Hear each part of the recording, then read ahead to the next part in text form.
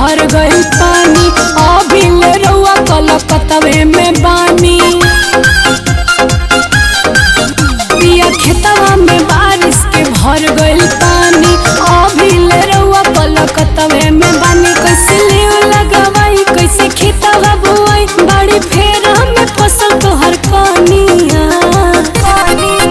परदेश से नहीं अहिला कैसे करबो रोपनिया। परदेश से नहीं अहिला कैसे करबो रोपनिया।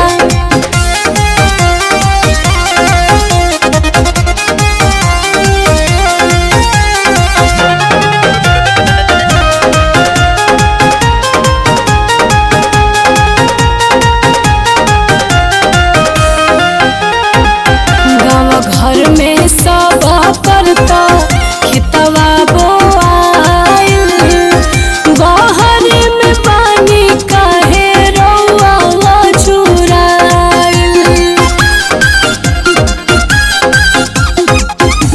घर में सब करता खेतवा बोआइल गहरे में पानी काहे रउआ चुराइल।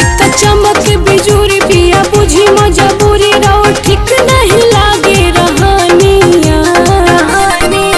परदेश से नहीं अहिला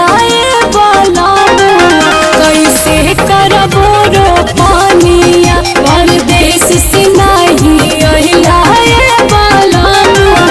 कैसे करबो रोपनिया।